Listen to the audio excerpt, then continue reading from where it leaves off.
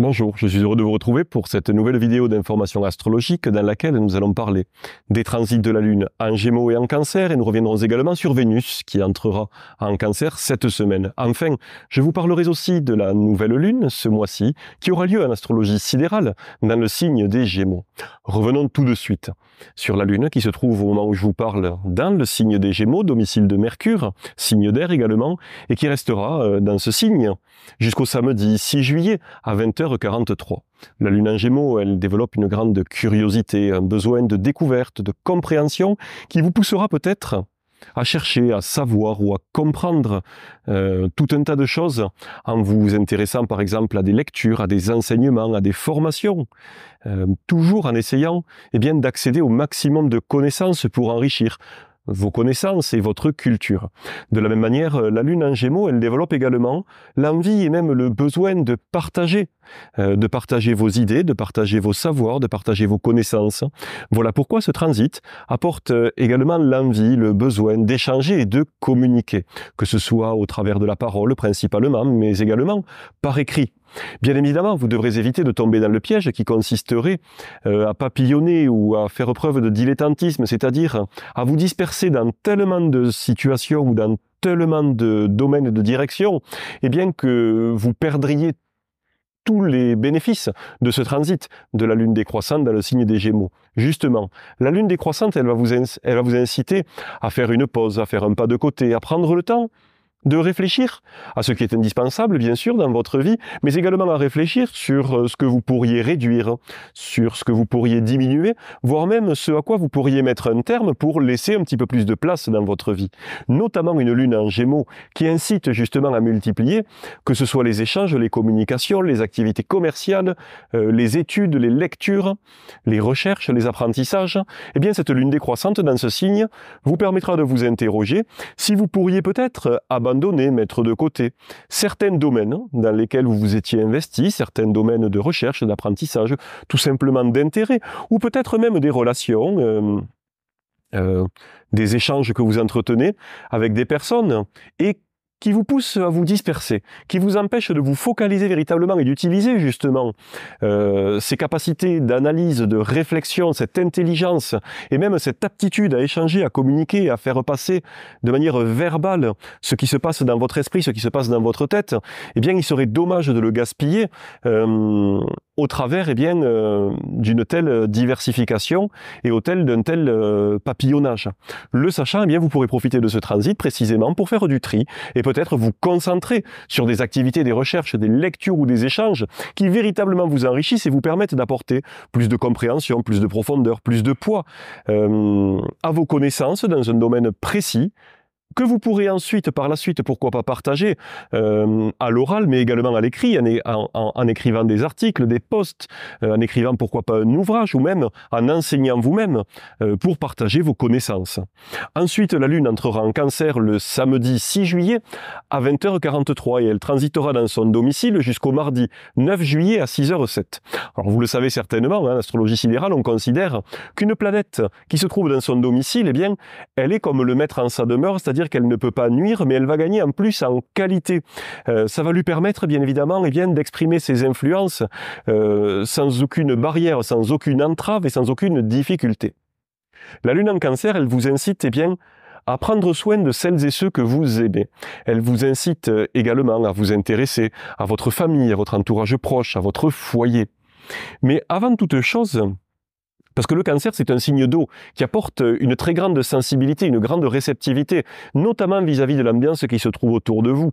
D'ailleurs, si vous étiez trop sensible à cette ambiance, si vous veniez à vous sentir un petit peu comme une éponge énergétique, n'hésitez pas à utiliser une pierre comme la labradorite ou à utiliser un élixir floral tel que Walnut par exemple, qui vous permettra justement de vous isoler de ces influences extérieures pour vous retrouver vous-même, développer un petit peu plus votre ancrage de manière à être un petit peu moins comme une branche dans le vent qui va vaciller en fonction de l'environnement. La Lune en Cancer, elle développe d'ailleurs une certaine hypersensibilité, voire même une susceptibilité, donc bien sûr, vous devrez faire attention à ne pas tomber dans ce piège pour ne pas gâcher les influences de ce transit qui vont favoriser bien évidemment toutes les relations familiales ou les relations que vous avez dans votre foyer. Mais pour aller plus loin, la Lune en Cancer, Elle vous incite également à vous plonger en vous-même, dans vos émotions, dans vos souvenirs, dans vos mémoires, de manière à prendre conscience des besoins qui sont les vôtres. Lorsque je vous parle des besoins, c'est pas des besoins pour une satisfaction éphémère ou de courte durée, c'est bien des besoins véritablement profonds, dont la satisfaction en fait sera le seul moyen de combler ce vide intérieur que vous ressentez peut-être et de vous apporter un sentiment non seulement de sécurité profonde, mais également de complétude, c'est-à-dire de vous sentir complet, véritablement. Parce que on a à peu près tous ce sentiment d'avoir, à un moment donné, un vide existentiel en nous. Et la société dans laquelle on vit nous incite bien souvent à combler ce vide par des compensations éphémères, souvent consuméristes.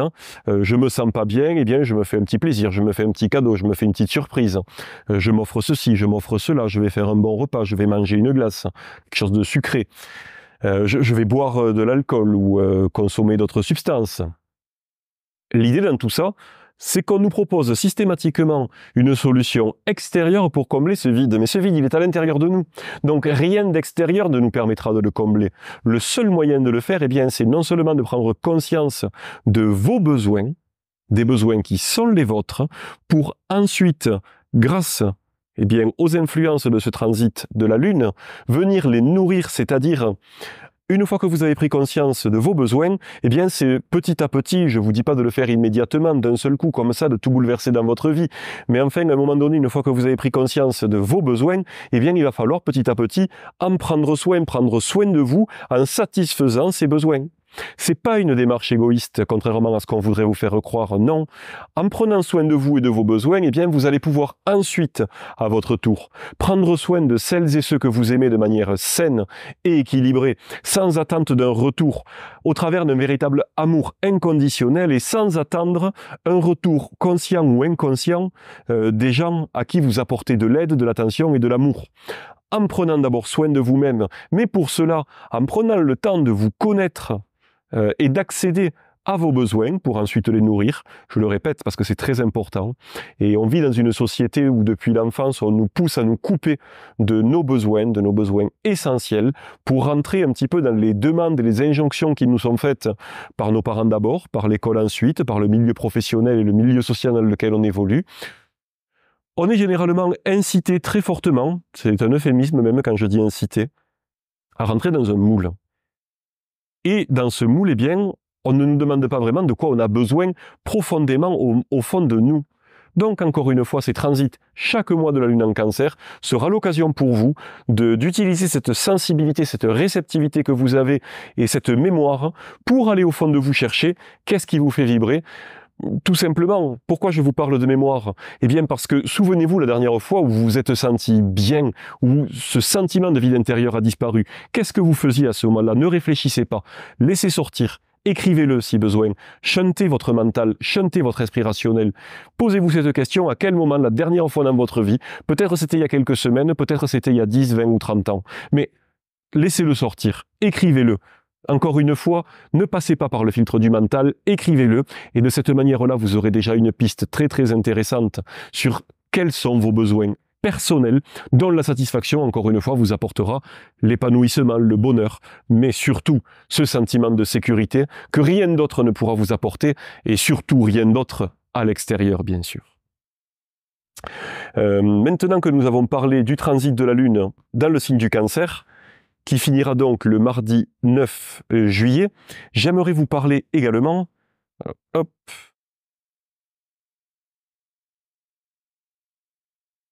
du transit de Vénus dans le signe du Cancer. Parce que Vénus, elle aussi, elle entrera en Cancer, mais le dimanche 7 juillet, et elle transitera donc dans ce domicile de la Lune jusqu'au jeudi 1er août. Donc Vénus, c'est la planète de l'amour, bien évidemment. C'est la planète de l'art, de la beauté, de l'esthétique, des plaisirs. Mais Vénus, au-delà de ça, qu'est-ce qu'elle vous incite à vous poser comme question? C'est comment est-ce que je me sens bien, comment est-ce que je me sens détendu, et comment est-ce que je ressens. Pourquoi est-ce qu'on l'associe finalement à l'amour, à la beauté, à l'art, à l'esthétique?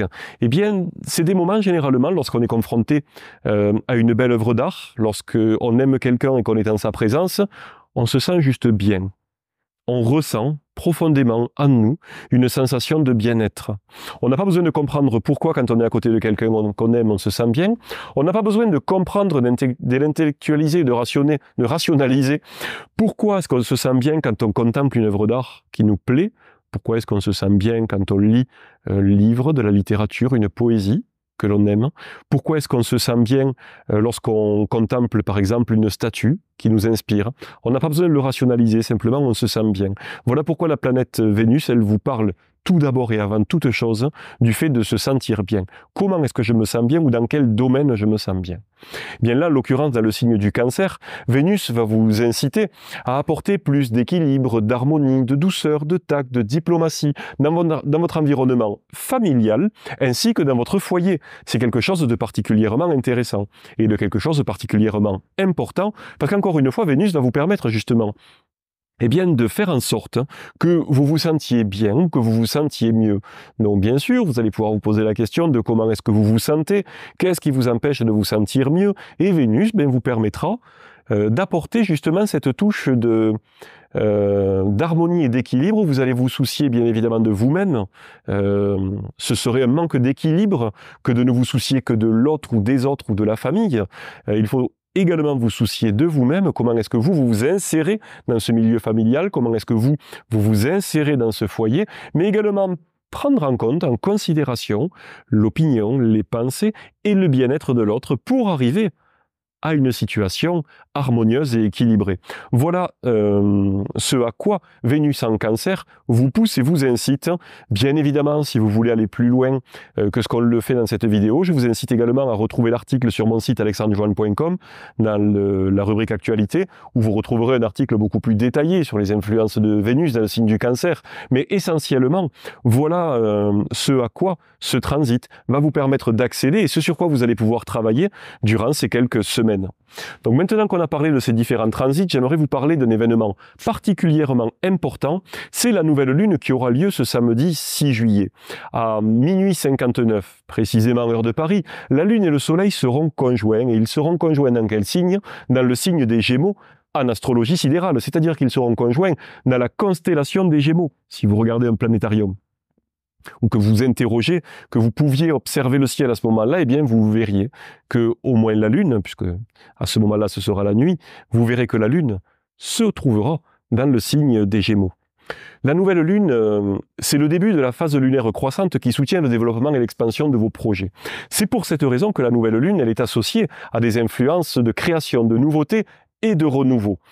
Dans le signe des Gémeaux, nous en avons parlé dans cette vidéo qui vous parle d'activités intellectuelles, des activités de l'esprit, comme la lecture, l'écriture, les études, l'enseignement, le journalisme, qui vous parle également de la communication, des échanges et du commerce.